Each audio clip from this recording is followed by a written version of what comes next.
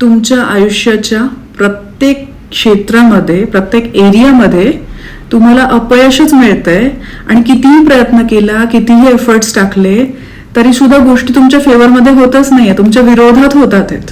आणि हळूहळू तुमचा देवावरचा, युनिव्हर्सवरचा विश्वास कमी होत चाललेला आहे. लॉ ऑफ अट्रॅक्शनवरचा विश्वास हळूहळू कमी होत चाललेला आहे. तर काय करायचंय? जस्ट व्हिज्युअलाइज करा. काहीच लॉजिक वापरायचं नाहीये, प्रॅक्टिकल वगैरे बनून चालणार नाहीये. जस्ट व्हिज्युअलाइज करा. शांत व्हा आधी. स्लो रिदमिक ब्रीदिंग प्रॅक्टिस करा. स्लो ब्रीदिंग इम्पॉर्टंट आहे. व्हिज्युअलाइज करा तुमचा एंड गोल काय आहे, तुम्हाला काय अचीव्ह करायचं. कोणाला सांगायची गरज नाहीये, कुठे लिहायची गरज नाहीये, कोणालाच सांगायचं नाहीये. त्याच्या मागे कुठलंच लॉजिक लावायचं नाहीये की माझी तर लायकीच नाहीये, माझी तर एलिजिबिलिटीच नाहीये, माझ्यापेक्षा हुशार लोक पोचले नाही तर मी कसं काय पोचणार आहे. No, don't do all this overthinking. Overthinking करू नका. फक्त व्हिज्युअलाइज करा. स्वतःला तुम्ही अचीव्ह केलेलं पहा, फील करा, तो आनंद फील करा.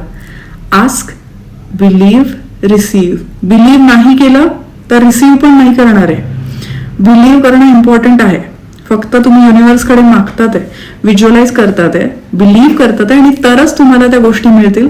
आणि त्या इतक्या मॅजिकली, इतक्या चमत्कारिक पद्धतीने तुमच्या आयुष्यात येतील की तुम्हाला स्वतःलाच कळणार नाही की आपलं आयुष्य कसं काय बदललं आणि कसं काय आपण त्या एंड गोल पाशी पोहोचलो. Keep growing, keep evolving, keep manifesting.